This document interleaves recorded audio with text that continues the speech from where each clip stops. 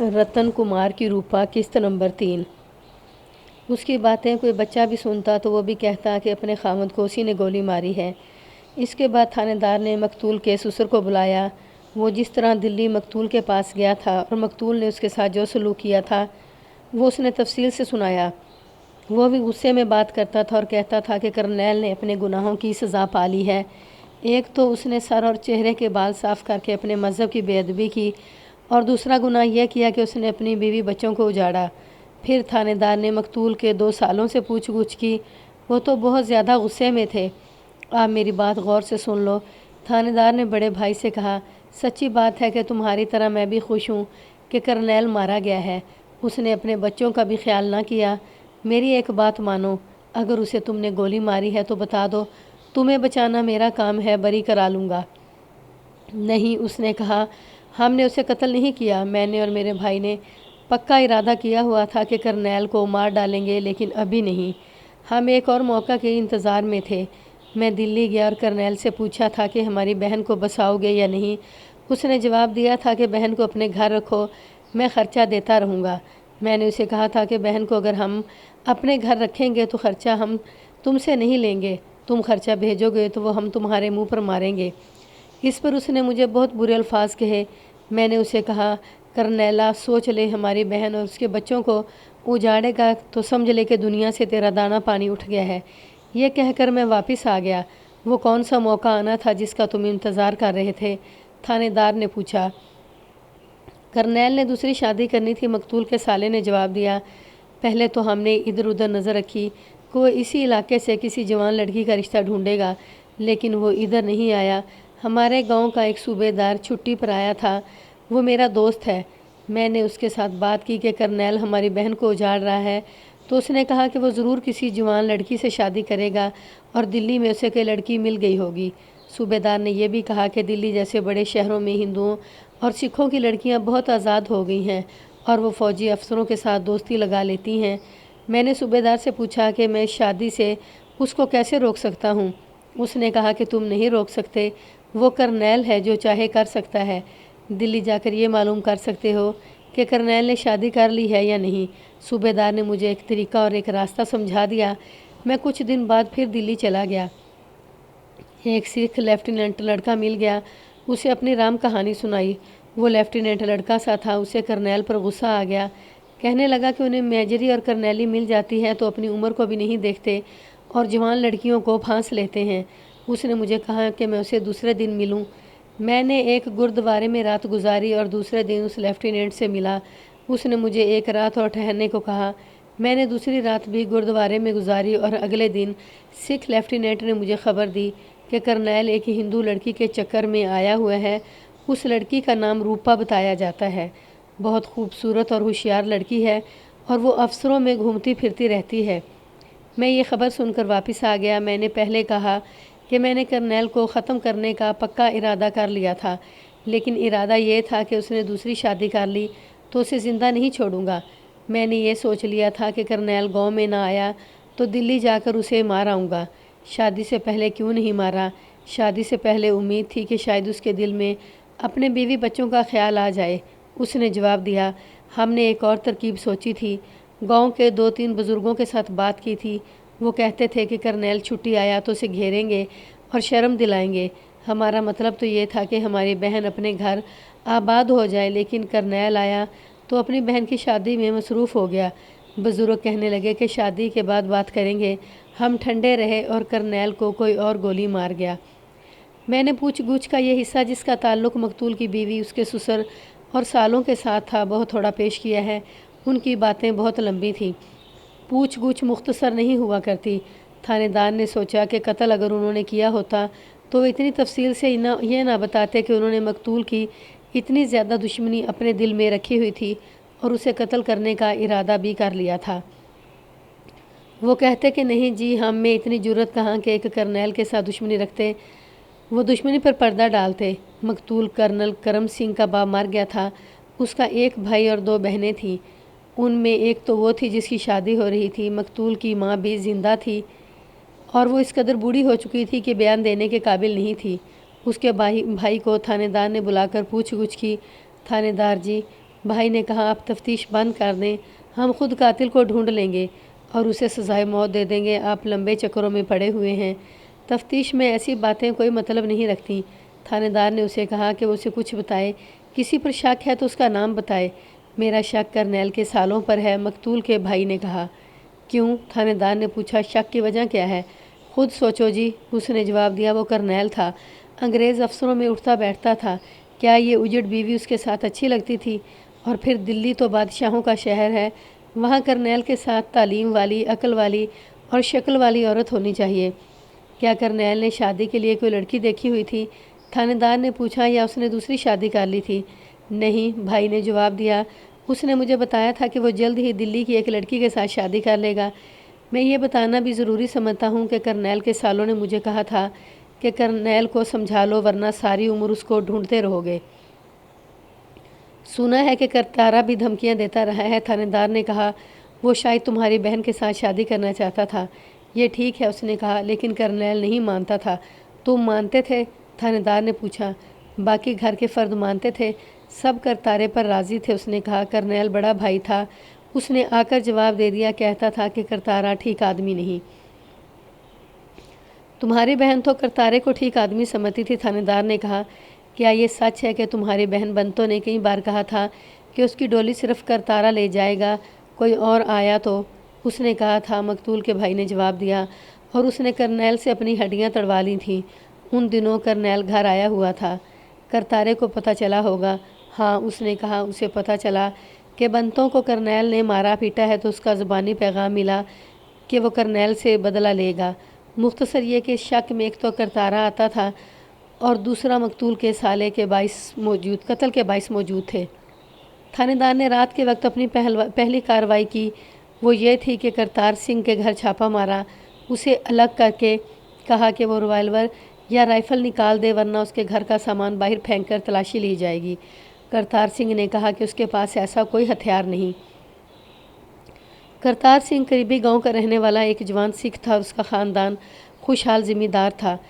یہ ہر لحاظ سے مضبوط خاندان تھا۔ اس خاندان کے ساتھ دشمنی رکھنے والا آدمی گاؤں میں آرام اور سکون سے نہیں رہ سکتا تھا۔ تھانے دار اسے موقع دے رہا تھا کہ اس نے جس رائفل یا ریوالور سے کرم سنگھ کو قتل کیا ہے وہ تلاشی کے بغیر اس کے حوالے کر دے۔ بات کیا ہے؟ کرتار سنگھ نے تھانے دار سے پوچھا، میرے گھر پر کیوں ہلہ بول دیا ہے؟ فالتو بات نہ کر کرتارے، تھانے دار نے کہا، میں بھی کوئی فالتو بات نہیں کروں گا، کرنیل کو تو نے گولی ماری ہے۔ ہوش کر تھانے دارا، کرتار سنگھ نے کہا، ہوش کر، مجھ پر ہاتھ ڈالنے سے پہلے سوچ لے۔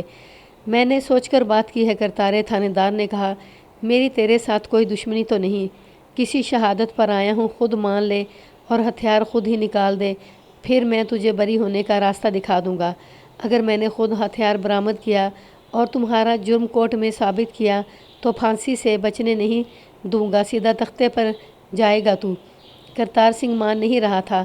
تھانے دار نے شہادت اس کے آگے رکھ دی، یعنی یہ کہ وہ مقتول کی بہن کے ساتھ شادی کرنا چاہتا تھا مگر مقتول نے شادی نہیں ہونے دی تھی، اور یہ کہ کرتار سنگھ نے دھمکیاں دی تھی کہ وہ کرنیل کو زندہ نہیں چھوڑے گا۔ کرتار سنگھ نے ہر ایک بات مانی، بلکہ اس نے ایک دو مزید باتیں بھی بتائیں۔ میں اب بھی کہتا ہوں، کرتار سنگھ نے کہا، بنتو میرے ہی گھر آئے گی۔ کرنیل قتل نہ ہوتا تو بنتو دوسرے گھر چلی جاتی، تھانے دار نے کہا، چند دنوں بعد وہ چلی جائے گی، آ جائے گی۔ کرتار سنگھ نے کہا، آخر میرے گھر آئے گی؟ تمہارا گھر جیل میں بن گیا تو کیا کرو گے؟ تھانے دار نے کہا، پھانسی چڑھ گئے تو بنتو کہاں جائے گی؟ کرتارے، میری بات مان لے اور عیش کر۔ تھانے دار نے جب تلاشی شروع کی تو اس حویلی کی ایک ایک چیز، ٹرنک، بستر، برتن وغیرہ صحن میں بکھرنے لگے، اور ایک پرانی ہانڈی میں جو ایک کوٹھڑی میں بیکار ہونے کی وجہ سے پھینکی ہوئی تھی مسور کی دال نکلی، کچی دال آدھی ہانڈی کی بھری ہوئی تھی۔ تلاشی اتنی سختی سے لی جا رہی تھی کہ ہیڈ کانسٹیبل نے ہانڈی الٹ دی اور دال میں چھپا ہوا ایک ریوالور نکلا جو 38 بور کا تھا۔ کرتارے، تھانے دار نے پوچھا، اس کا لائسنس دکھا دے۔ لائسنس بزدل بنوایا کرتے ہیں، کرتار سنگھ نے کہا، خالصہ لائسنس نہیں بنوایا کرتا۔ خانہ تلاشی میں یہی ایک ریوالور برآمد ہوا جو تھانے دار نے قبضے میں لے کر کرتار سنگھ کو گرفتار کر لیا۔ اگر اس نے قتل کی واردات نہیں کی تھی تو گرفتاری کے لیے یہی جرم کافی تھا کہ اس کے پاس بلا لائسنس ریوالور تھا۔ تھانے دار نے گولیاں بھی برآمد کی تھیں، لیکن یہ معلوم کرنا مشکل تھا کہ ان میں سے کتنی گولیاں کم ہیں۔ البتہ یہ معلوم کیا جا سکتا تھا کہ اس میں سے 2-4 روز پہلے 1-2 گولیاں فائر ہوئی ہیں یا نہیں۔ کرتار سنگھ کے 2 بھائی فوج میں تھے، ایک حوالدار تھا اور دوسرا نائک۔ ظاہر ہے یہ ان دونوں میں سے کوئی بھائی چرا کر لایا تھا۔ برما فرنٹ پر ان کا کوئی افسر مارا گیا ہوگا اور ریوالور انہوں نے دبا لیا ہوگا۔ محاذوں پر لاشوں اور ہتھیاروں کی کمی نہیں تھی۔ چھپا کر ایک ریوالور آسانی سے لایا جا سکتا تھا اور کئی فوجی لائے بھی تھے۔ تھانے دار کرتار سنگھ کو مقتول کے سسر اور سالوں کو تھانے لے گیا۔ اس نے ان لوگوں کو چھوڑ دیا جن کے ساتھ مقتول کے خاندان کی دشمنی تھی۔ اس تھانے دار نے ایک غلطی کی تھی، اسے چاہیے تھا کہ مقتول کے سسرال کے گھر کی بھی تلاشی لے لیتا۔ صرف ریوالور برآمد ہونے سے یہ یقین کر لینا کہ مقتول کو اسی ریوالور سے گولی ماری گئی ہے، ایک غلطی تھی۔ تھانے دار نے پہلا کام کیا کہ ریوالور ایگزامینر کی رپورٹ کے لیے بھیج دیا۔ اس کام کے لیے اس نے ایک ہیڈ کانسٹیبل کو بھیجا تھا۔ ان دنوں ایسے کام بہت تیزی سے ہوتے تھے۔ تفتیش کے متعلق کام ہو تو ایمرجنسی کے انداز سے ہوتے تھے۔ ایگزامینر تقریباً 50 میل دور تھا۔ ہیڈ کانسٹیبل صبح کی گاڑی سے روانہ ہوا اور اگلی رات کے پچھلے پہر واپس آ گیا۔ رپورٹ یہ تھی کہ 4-5 روز پہلے اس ریوالور سے 1 یا 1 سے زیادہ گولیاں فائر کی گئی تھیں۔ کرتار سنگھ دیہاتی سویلین تھا، اسے اتنی سی عقل بھی نہیں تھی کہ ریوالور فائر کر کے نالی کو صاف کرتا اور اس میں تیل لگا دیتا۔ یہ ریوالور کہاں سے آیا ہے؟ تھانے دار نے کرتار سنگھ سے پوچھا۔ تمہارے بھائیوں میں سے کون لایا تھا؟ ایک پٹھان سے خریدا تھا، کرتار سنگھ نے جواب دیا۔ یہ درے سے آیا ہے۔ چلو مان لیتا ہوں، تھانے دار نے کہا۔ اب تم مان لو کہ تم نے کرنیل کرم سنگھ پر اسی ریوالور سے گولی چلائی تھی۔ میں نے 10-12 دن گزرے گاؤں سے دور جا کر ایک آوارہ کتے پر 2 گولیاں چلائی تھیں، کرتار سنگھ نے کہا۔ ایک گولی تو اسے پہلو میں لگی تھی، دوسری نہیں لگی تھی۔ کتا ذرا آگے گیا اور گر کر مر گیا۔ میں جگہ بتاتا ہوں، وہاں کتے کی ہڈیاں پڑی ہوئی ہوں گی۔ 1 دن اور 1 رات پہلے اس ریوالور سے گولی چلائی گئی ہے۔ تھانے دار نے پوچھا، یہ کہاں چلائی تھی؟ 10-12 دن پہلے 2 گولیاں چلائی تھیں، کرتار سنگھ نے کہا۔ اس کے بعد ایک بھی گولی نہیں چلائی۔ میں بنتوں کو تھانے بلاؤں گا، تھانے دار نے کہا۔ تمہارے سامنے اس کے ساتھ جو سلوک کروں گا وہ دیکھ لینا۔ یہ غلطی نہ کرنا، تھانے دار کرتار سنگھ نے کہا۔ 100 گرو کی تیری لاش مردہ خانے میں پہنچ جائے گی، بنتوں کے جسم کو ہاتھ لگا کے دیکھنا۔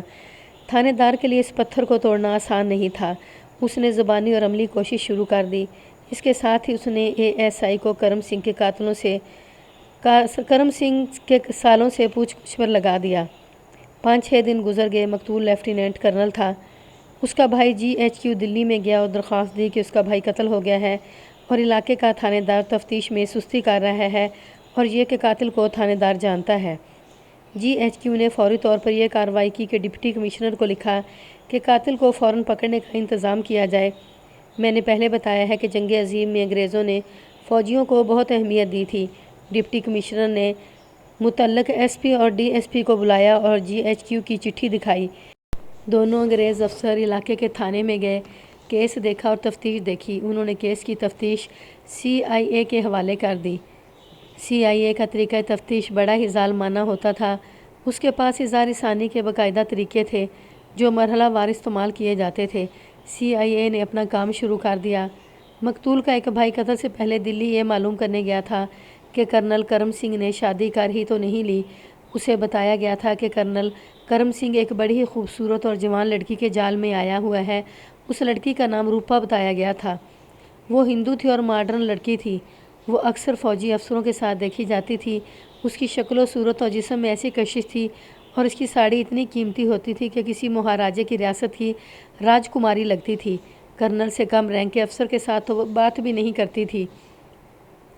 آفیسرز کلب میں رات کو وہ اکثر جاتی تھی۔ انگریز افسروں میں بھی وہ مقبول تھی۔ CIA نے جب کیس اپنے ہاتھ میں لیا تو اس کے تفتیشی افسر کو پتہ چلا کہ مقتول روپا کے ساتھ زیادہ دیکھا جاتا تھا۔ میں نے پہلے ذکر کیا ہے کہ مقتول سر کے لمبے بال اور داڑھی صاف کرا کے بڑا ہی وجیح اور شکل اور دلکش آدمی لگتا تھا۔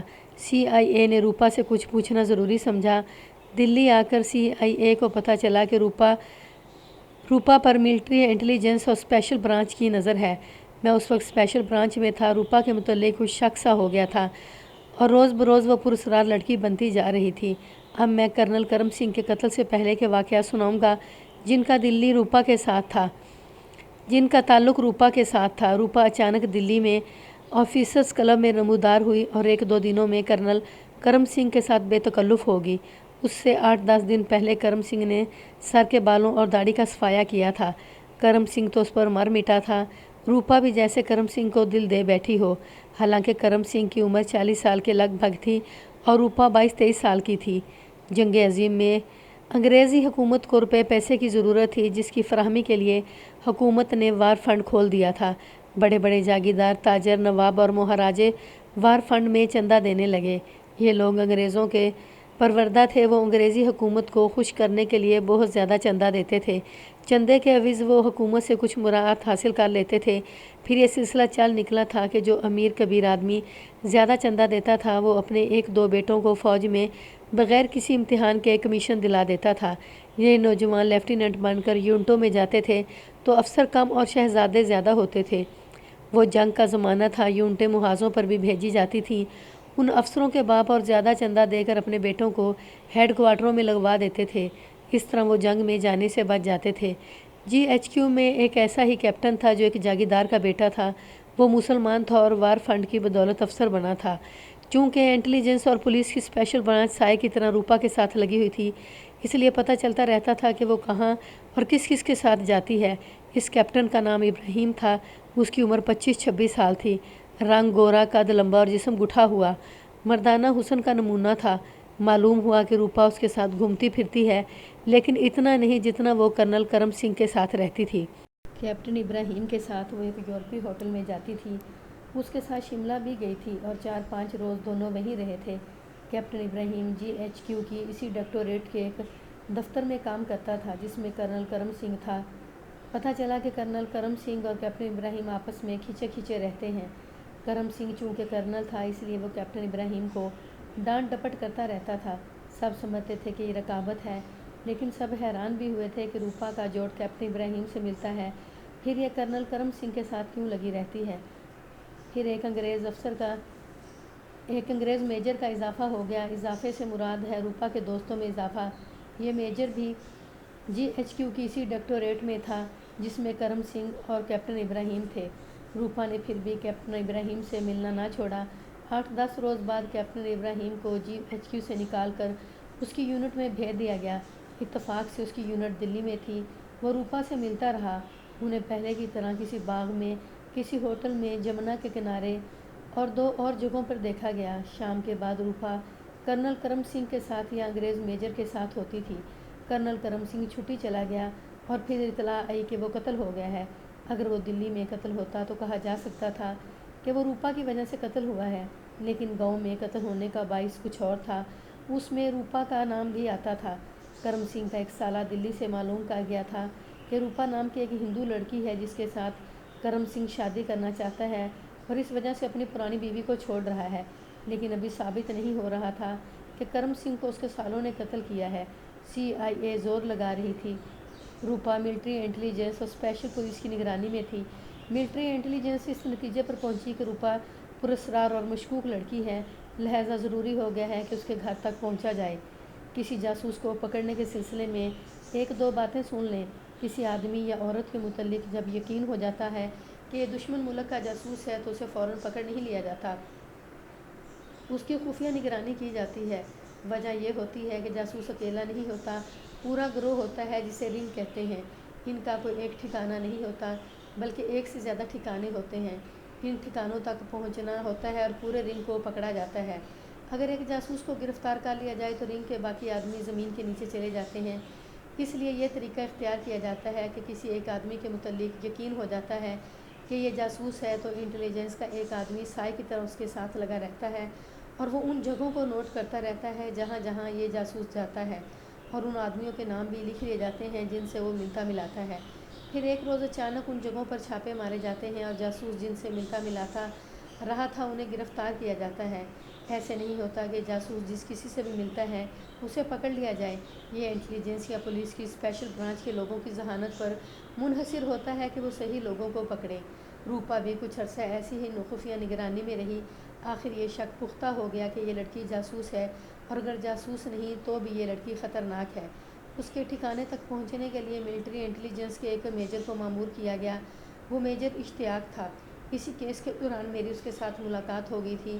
اس نے میرے ساتھ اس کیس کا ذکر نہیں کیا تھا، اسے ایسا ذکر کرنا بھی نہیں چاہیے تھا، اور یہ حقیقت ہے کہ اس وقت میں اس کیس سے ناواقف تھا۔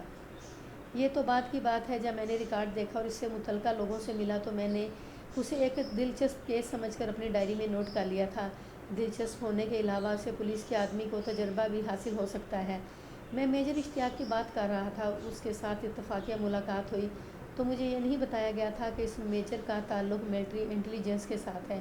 وہ جتنا خوبرو تھا اتنی ہی خوبصورت باتیں کرتا تھا۔ اگر یہ نہ کہا جاتا کہ یہ میجر اشتیاق صاحب ہیں تو میں یہ سمجھتا کہ یہ فلموں کا ہیرو ہے اور یہ بڑا ہی کامیاب اور مقبول ہیرو ہوگا۔ وہ جس انداز سے باتیں کرتا تھا اس انداز میں ایسا تاثر تھا کہ سننے والا اس کا گرویدہ ہو جاتا تھا۔ اس کے جانے کے بعد اسپیشل برانچ کے ایک پولیس انسپکٹر نے مجھے بتایا تھا کہ وہ ملٹری انٹیلیجنس میں ہے۔ میں نے اپنی یہ رائے دی تھی کہ بڑا ہی قابل اور کامیاب افسر ہوگا۔ بعد میں جو مجھے تفصیلات معلوم ہوئیں ان کے متعلق یہ داستان یوں آگے چلتی ہے کہ ایک روز میجر اشتیاق اس مکان تک روپا کے پیچھے گیا جس میں وہ داخل ہوئی تھی۔ اگلے روز اس نے اپنے ایک آدمی کو چھابڑی والے کے روپ میں اس گلی میں بھیجا۔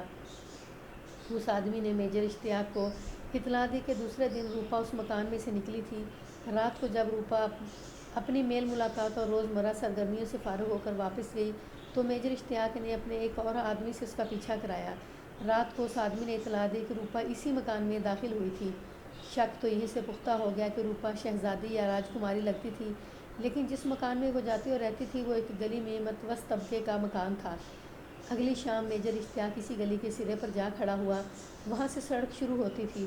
روپا اسی مکان سے نکلی اور جب وہ سڑک پر آئی تو میجر اشتیاق اس کے راستے میں آ گیا۔ فرمائیے، روپا نے اس سے پوچھا، مجھ سے کچھ کہنا ہے؟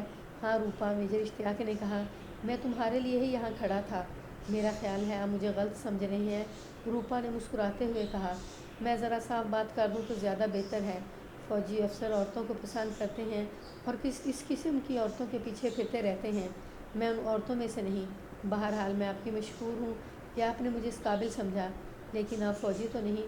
مجھے آپ کی ڈیل ڈول سے شک ہوا تھا کہ آپ فوجی افسر ہوں گے۔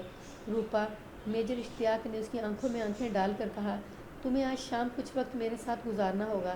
میں جانتا ہوں تم کون ہو اور میں یہ بھی جانتا ہوں کہ تم کیا کر رہی ہو۔ میں تمہیں بہت بڑے خطرے سے بچانے کی کوشش میں ہوں۔ میں خود تمہارا ہم خیال ہوں۔ اگر مجھے ٹالنے کی کوشش کرو گی تو تم تصور نہیں کر سکتی کہ تمہارا انجام کیسا بھیانک ہوگا۔ اسے دھمکی نہ سمجھنا، میرے ساتھ چلو، پہلے میری بات سن لو۔ ظاہر ہے میجر اشتیاق نے اتنی سی بات پر ہی روپا کو اپنے ساتھ چلنے پر آمادہ نہیں کر لیا ہوگا۔ اس نے اپنی زبان کا بہت سارا جادو چلایا ہوگا۔ میں پہلے ہی بتا چکا ہوں کہ میجر اشتیاق کی زبان میں جادو کا اثر تھا۔ اس نے مجھ جیسے پتھر آدمی کو بھی 5 منٹ میں اپنا گرویدہ بنا لیا تھا۔ مختصر یہ کہ روپا اس کے ساتھ چل پڑی اور وہ کناٹ پیلس کے ایک ہوٹل میں جا بیٹھے۔ ہوٹل کے مالک کو معلوم تھا کہ میجر اشتیاق انٹیلیجنس کا آدمی ہے۔ ہوٹل کا مالک خود انگریزوں کا پٹھو تھا۔ یہ اونچی قسم کا ہوٹل تھا جس میں غیر ملکی لوگ زیادہ آتے تھے۔ ہوٹل چھوٹا سا تھا جس میں صرف ڈائننگ ہال تھا، یعنی یہ رہائش کے لیے نہیں تھا، یوں کہہ لیں کہ یہ چھوٹا سا ایک ریستوران تھا۔ اس کے مالک نے میجر اشتیاق کو فیملی کیبن میں بٹھایا اور اس سے پوچھے بغیر کافی اور اس کے ساتھ دیگر لوازمات بھیج دیے۔ میں نے تمہیں غلط نہیں سمجھا روپا، میجر اشتیاق نے کہا، اب تم مجھے غلط نہ سمجھنا۔ اگر مجھے غلط سمجھو گی تو میں تمہیں بتا چکا ہوں کہ بہت برے انجام کو پہنچو گی۔ تم جاسوس ہو۔ روپا نے چونک کر اس کے منہ کی طرف دیکھا اور اس کے چہرے پر گھبراہٹ کے آثار نمایاں طور پر نظر آ گئے۔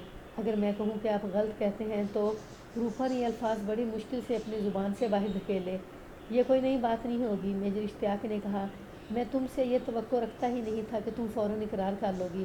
میں تمہیں صرف یہ بتانا چاہتا ہوں کہ تم ملٹری انٹیلیجنس اور سول پولیس کی نظر میں نہیں بلکہ ان کے جال میں بھی آ چکی ہے۔ مجھے ایک بات تو بتائیں کہ آپ میرے ساتھ اتنی ہمدردی کیوں کر رہی ہیں؟ روپا نے پوچھا، اور یہ بھی بتائیں کہ میں اگر کسی جال میں آ گئی ہوں تو آپ مجھے اس میں سے کس طرح نکالیں گے؟ ایک بات سن لو، میجر اشتیاق نے کہا کہ مجھے دھوکے میں رکھ کر اب تم انٹیلیجنس کی حوالات میں ہی جاؤ گی، اپنے ٹھکانے پر نہیں پہنچ سکو گی۔ یوں سمجھو کہ تم حراست میں ہو، میں فوجی افسر ہوں۔ میں نے سوچا تھا کہ مجھے اپنی رجمنٹ کے ساتھ برما فرنٹ پر بھیجیں گے تو میں وہاں سے بھگوڑا ہو کر جاپانیوں کے پاس چلا جاؤں گا اور انڈس نیشنل آرمی میں شامل ہو جاؤں گا۔ میری رجمنٹ تو آگے چلی گئی لیکن مجھے ایک اور ڈیوٹی پر یہیں رہنے دیا گیا۔ میں نے سوچا کہ ہندوستان میں رہ کر ہی بہت کام کر سکتا ہوں۔ بڑی مشکل سے مجھے 2 آدمی ملے جو جاپانیوں کے لیے جاسوسی کر رہے ہیں۔ انہوں نے مجھ پر اعتبار کر لیا اور میری خدمات کو قبول کر لیا۔ میں نے ہندوستان کی آزادی کے لیے جو کام کیا ہے وہ تم ساری عمر نہیں کر سکتی، لیکن یہ کام کرنے کے لیے تمہاری بہت ضرورت ہے۔ ہم تمہیں اپنے ساتھ رکھیں گے۔ میجر اشتیاق نے اپنے بولنے کے خصوصی فن کو کام میں لاتے ہوئے روپا کے دل پر قبضہ کر لیا۔